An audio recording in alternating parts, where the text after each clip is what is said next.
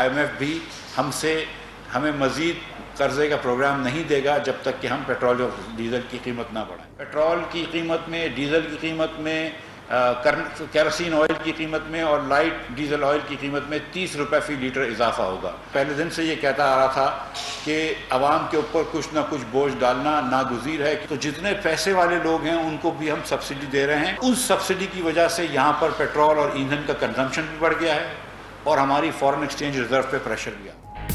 हुकूमत ने IMF की शराइत मान ली। पेट्रोलियम मसनूआत की कीमतें 30 रुपये बढ़ा दी। पेट्रोल की नई कीमत 179 रुपये 86 पैसे, डीजल की 174 रुपये 15 पैसे मुकर्रर। इत्तलाक फौरी।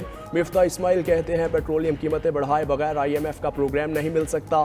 साबिक हुकूमत की पॉलिसीज़ के बाइस आज महंगाई है। आलमी मार्केट में तेल की कीमत $117 फी बैरल हो चुकी।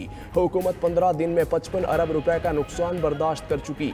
सब्सिडी का फ़ायदा अमीर और गरीब दोनों उठा रहे हैं।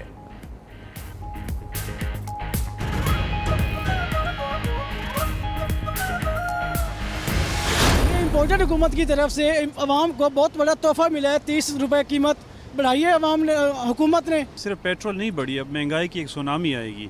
अभी आपका सरिया महंगा हो जाएगा, सीमेंट महंगा हो जाएगा, ट्रांसपोर्ट महंगा हो जाएगा, हर चीज़ महंगी हो जाएगी। इन्होंने खुद ही आकर फिर अपने मुंह से कबूल किया है कि ये आपको 51 रुपये सब्सिडी दे रहा था।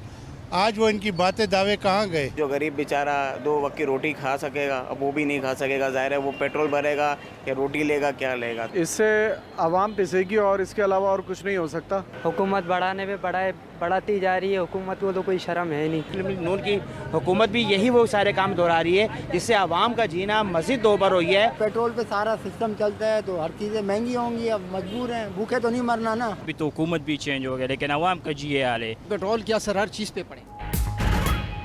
पेट्रोलियम मसनूआत की कीमतों में रिकॉर्ड 30 रुपये फी लीटर इजाफे पर आवाम का शदीद रद्द-ए-अमल। शहरियों ने पेट्रोलियम मसनूआत की कीमतों में होशरबा इजाफे का फैसला वापस लेने का मुतालबा किया।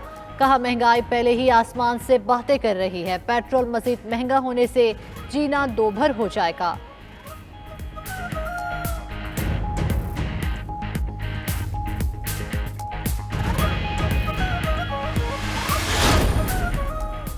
अवाम ने इम्पोर्टेड हुकूमत की कीमत अदा करना शुरू कर दी। साबिक वज़ीर आज़म इमरान खान का ट्वीट, कहते हैं बैरूनी आकाओं की ईमा पर पेट्रोलियम मसनूआत की कीमतों में इजाफा किया। 30 रुपये फी लीटर इजाफा तारीख का सबसे बड़ा इजाफा है। नाअहल और बेहिस हुकूमत ने रूस के साथ हमारे मुआहिदे को आगे नहीं बढ़ाया। अवाम अब जबरदस्त महंगाई का एक और झटका बर्दाश्त करेगी। भारत ने रूस से सस्ता तेल खरीद कर अवाम को रियायत दी।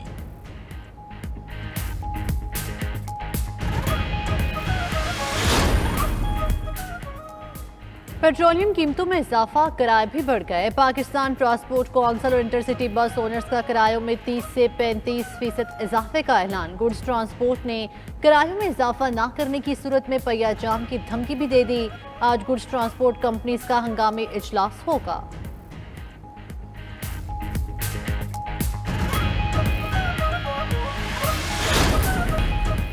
अमेरिका ने यूनानी जजीरे के करीब ईरानी तेल ले जाने वाला रूसी बहरी जहाज पकड़ लिया। खबर एजेंसी के मुताबिक तेल दूसरे कार्गो के जरिए अमेरिका भिजवाया जाएगा।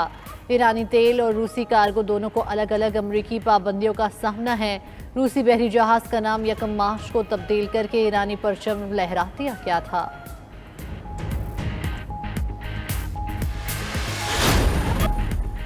सऊदी हुकूमत की गैर मुल्कियों पर नई पाबंदी। हरमैन शरीफैन में दाखिले के लिए इलेक्ट्रॉनिक इजाज़तनामा लाजिम होगा। बगैर परमिट दाखिल होने वालों को वापस भेज दिया जाएगा।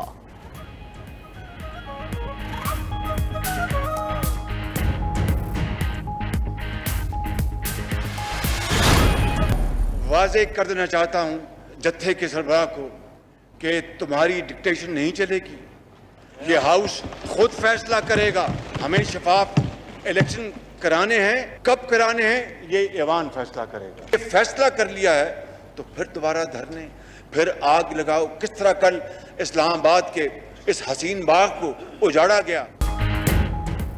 इमरान खान, तुम्हारी मर्जी नहीं चलेगी, हुकूमत मुद्दत पूरी करेगी। जब ईमान चाहेगा तब इलेक्शन होंगे। वज़ीर आज़म का कौमी असम्बली से खिताब। इमरान खान को मुज़ाकरात की पेशकश भी कर दी।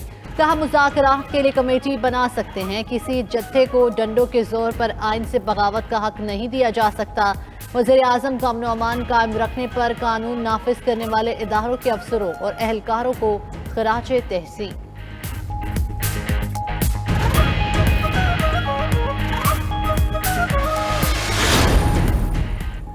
तहरीक इंसाफ हुकूमत से बातचीत पर आमादा। सेक्रेटरी जनरल पीटीआई असद उमर ने कहा, बातचीत करने को तैयार हैं, अगर बामकसद मुज़ाकरात हों तो करने चाहिए। प्रोग्राम हो क्या रहा है में मजीद बोले, इनकी किसी से अंडरस्टैंडिंग नहीं हुई, हुकूमत को एक और मौका दिया है। पीटीआई के आज़ादी मार्च के लिए बड़ी तादाद में लोग बाहर निकले और इमरान खान का साथ दिया।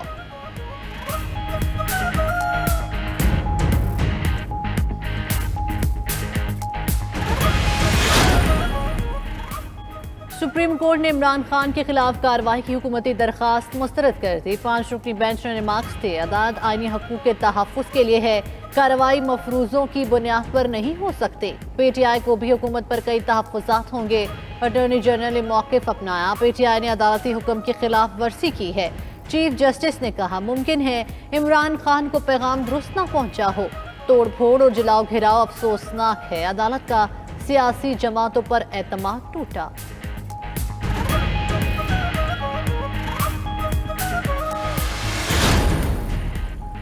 कौमी असम्बली में इंतखाबात और एहतसाब से मुताल्लिक अहम कानून साजी। कौमी असम्बली ने इलेक्ट्रॉनिक वोटिंग मशीन का इस्तेमाल मुस्तरद कर दिया। ओवरसीज पाकिस्तानियों का बैरून मुल्क से वोट का हक भी खत्म। इलेक्शन एक्ट 2017 में तरामीम कसरत राय से मंजूर। वज़ीर कानून आज़म नज़ीर तारड़ ने खिताब में कहा, तरामीम आइन के मुताबिक कर रहे हैं, इंतखाबी इस्लाहात के लिए भी पार्लिमानी कमेटी तश्कील दे दी है।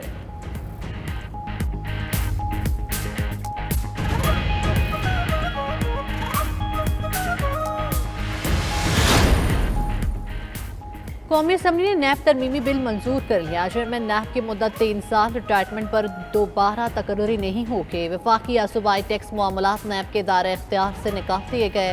वफाकी या सूबाई काबीना के फैसले और तरक्याती मनसूबों में बेकायदगी भी नैब के दायरे इख्तियार से बाहर। किसी भी केस में फौरी गिरफ्तारी नहीं होगी। नैब गिरफ्तारी से पहले काफ़ी सबूत की दस्तयाबी यकीनी बनाएगा।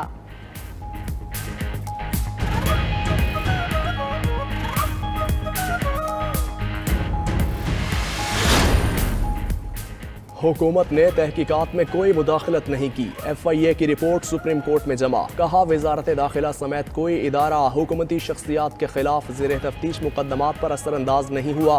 FIA की दरख्वास्त पर फारूक बाजवा को प्रोसिक्यूटर तैनात किया। ECL से नाम तरमीम शुदा रूल्स के तहत निकाले गए। अदालती हुक्म दहशत गर्दी, संगीन जुराइम और कौमी सलामती के मुकदमात के मुलजिमान के नाम नहीं निकाले।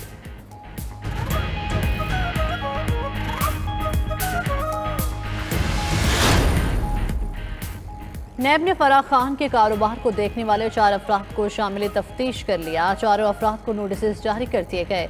30 मई को नैब लाहौर ऑफिस पेश होने की हिदायत की गई है।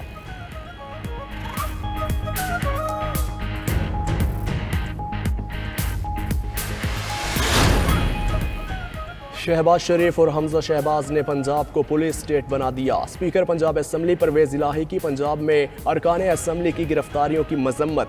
असलम इकबाल और उमर अयूब पर पुलिस तशद्दुद की भी मजम्मत। कहा, मुंतखब नुमाइंदों पर पुलिस का तशद्दुद का इंतहाई तशवीशनाक वाक़या है। तशद्दुद का मामला ऐवान में ज़ेर बहस लाएंगे।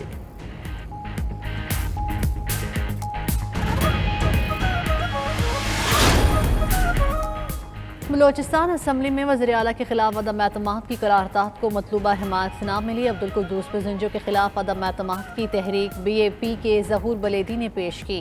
तहरीक की हिमायत के लिए 13 वोट दरकार थे, सिर्फ 11 वोट आए। इजलास के दौरान यार मोहम्मद रेन और असद बलोच में झगड़ा भी हुआ। वज़ीर आला कहते हैं, अपोजिशन ने गैर जानिबदार रहकर उनकी हिमायत की, जिस पर शुक्रगुजार हैं।